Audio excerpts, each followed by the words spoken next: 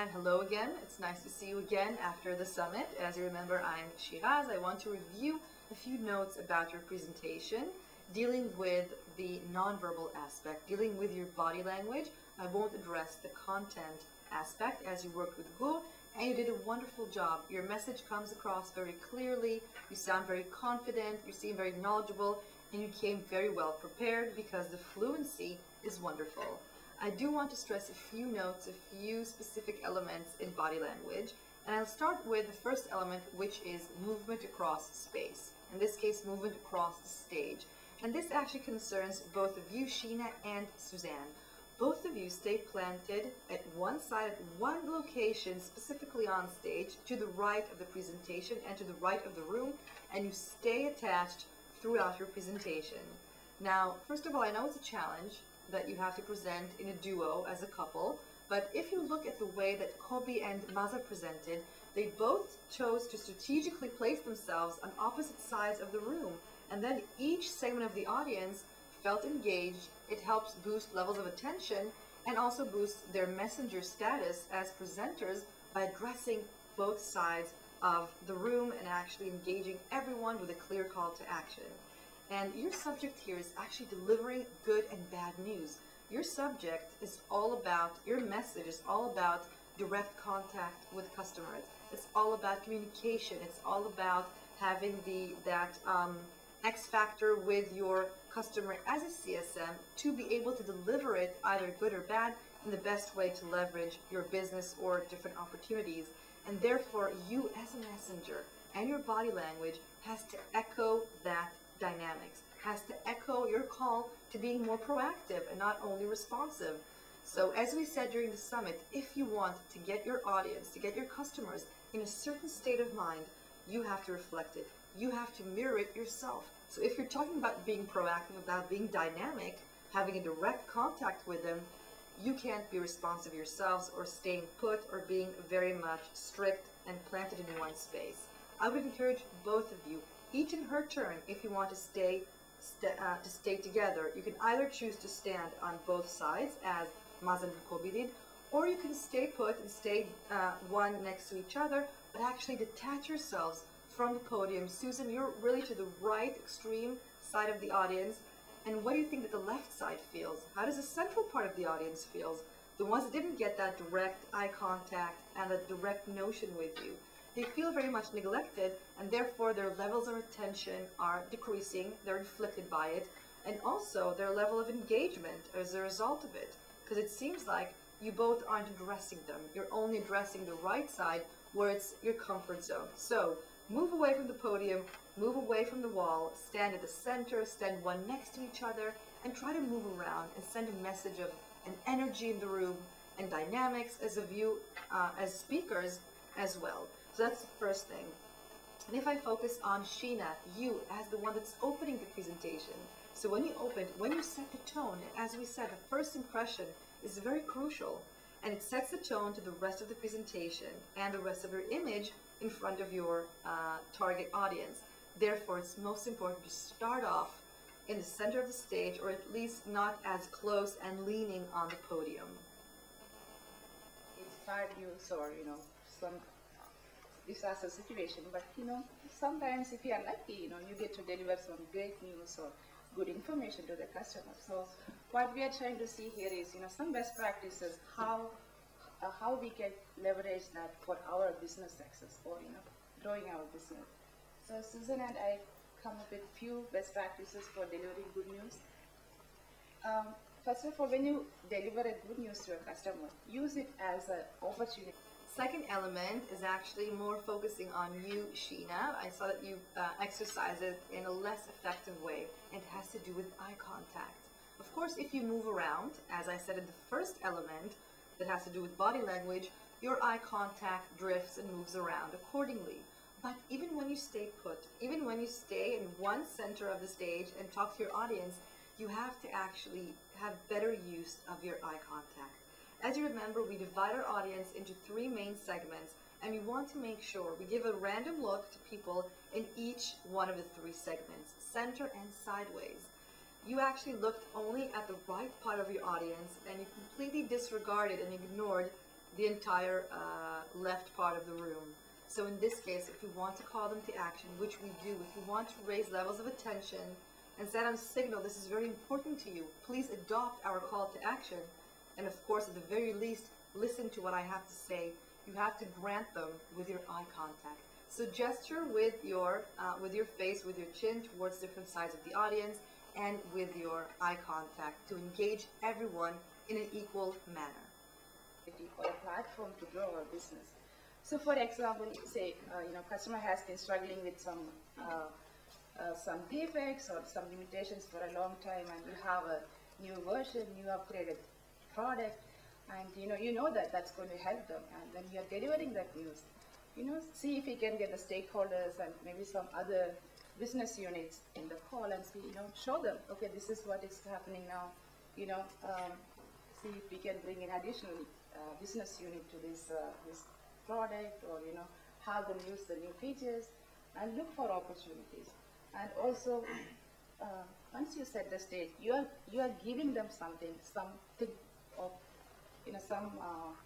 some information that's of value for them, right? So see what you can get out of it, right? See if we can ask for referrals, maybe they can share the success stories with us, right? Or they can come to the Discover or some, present for us.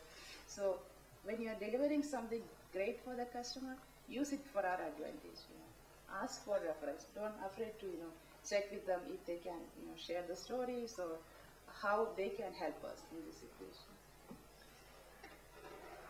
So I really wanted to talk today about delivering good news, and a lot of times we're reacting to a customer. So a customer comes to us, they're requesting something, we do it in a timely manner, we get back to them, and we consider that good news.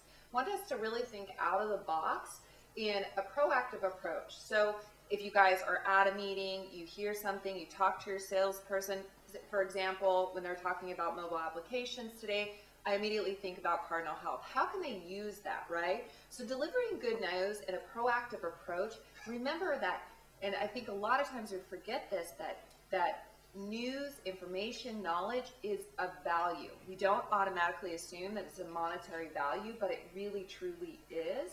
And we can use that in a way to think about like purchasing something from them.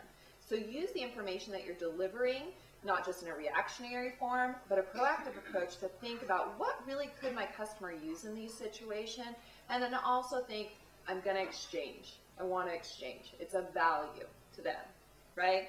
And then secondly, to build a future roadmap. So for example, one of the things that I'm doing with one of my accounts is I'm meeting with them next month to talk about a review for FY13, which apparently it still is, in case you guys are wondering, but to review FY13, and then also do a road mapping session for FY14. So what I did is I reached out to the SaaS salesperson and I reached out to the software salesperson, and I invited them to come to this session for two reasons. One is I want to own more of the relationship, right?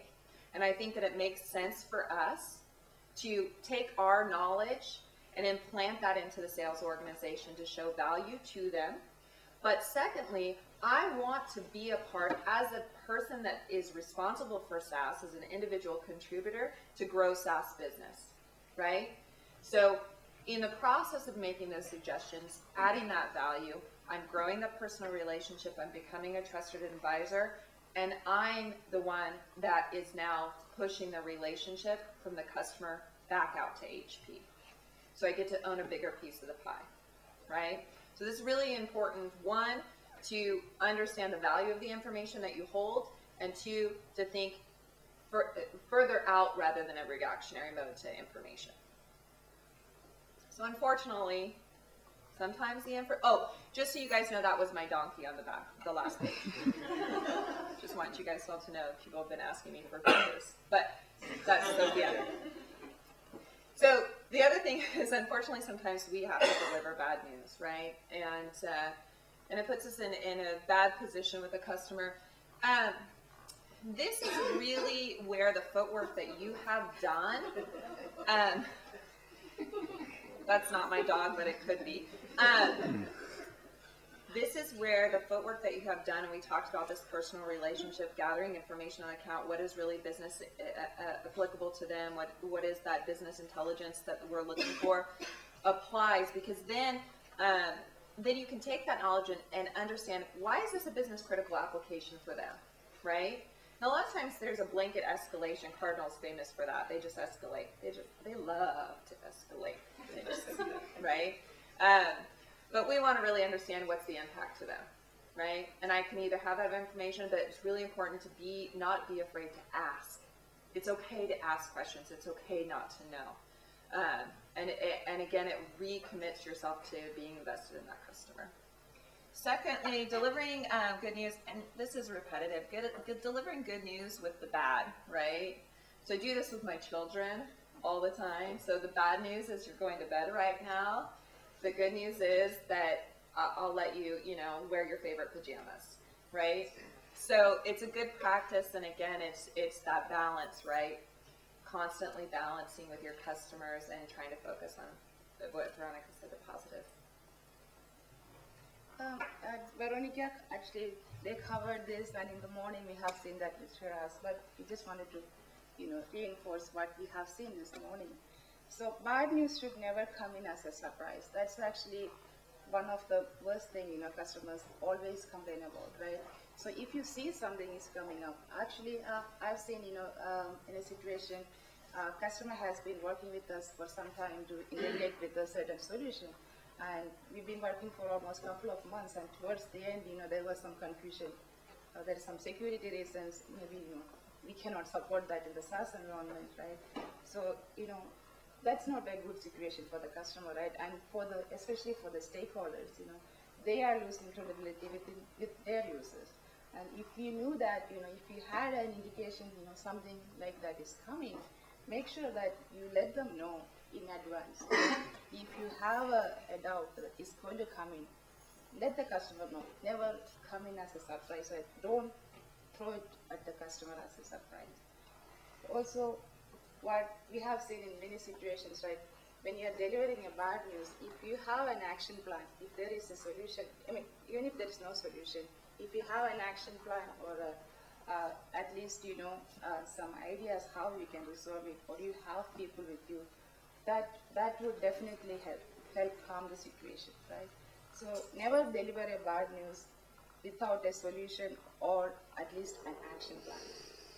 Also, bad news early is a good news. So even if it's a bad news, if we can let the customer know a little bit advance, they feel that they have at least some control over the situation, right? So if it is coming up, you think that we're going to, maybe there's going to be a slip in the deadline, or the upgrade is not going to happen the way they are expected, the feature is not going to be there.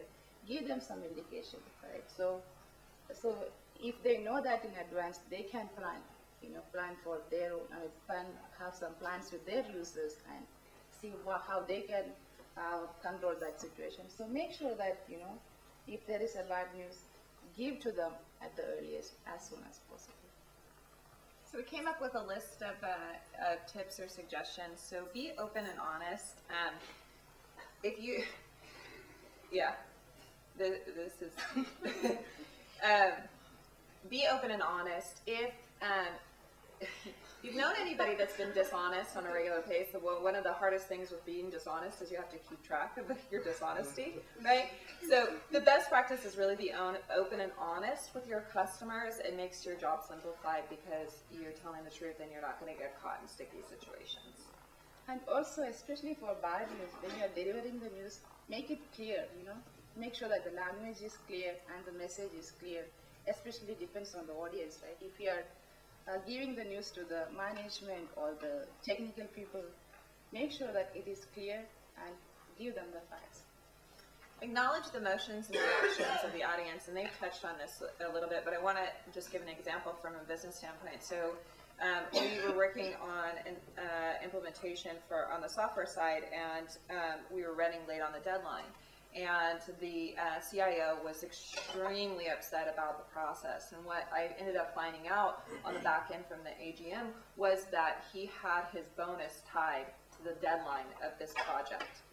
And so the point of this is that we don't know what the driving force is, and sometimes it's very personal. So it's really important for us to understand that maybe their reactions, their emotions in the situation is not directed at us, it's the situation, right? And so there's a lot of moving parts, and they've covered this too behind the scenes. Just know that you may not know the full picture, why it is an urgent situation. So we just talked about the reaction of the audience, but also, before you talk to the customer, make sure that your emotions are in check, right? So if you are actually really emotional, or if you are angry, or you are frustrated, make sure that we are calm and cool before we talk to the customer, before we picking up the phone and talking to the customer. I think most of us know this, but deliver the news face-to-face or phone, it's definitely easier in EMEA to do this. We don't get as much opportunity in Americas, although that's changing. But make it personal. When you show up and you're accountable, and especially when it's bad news, it means the world to them. And Fiona used an example, right? Is that I picked up the phone, I was honest with them, and there's nothing else, it's human error, but our customers are human too. They will understand, but you have to make it personal to them, and not just send a long email to them. And we have seen this in the morning also. So be willing to apologize. I mean, sometimes it's not, it may not be your fault, right? But something happened, or in a manual error, apologize, but stick to the fact. Give them the fact. Okay, yeah, sorry. I mean, this is what happened. This is what we are going to do about it.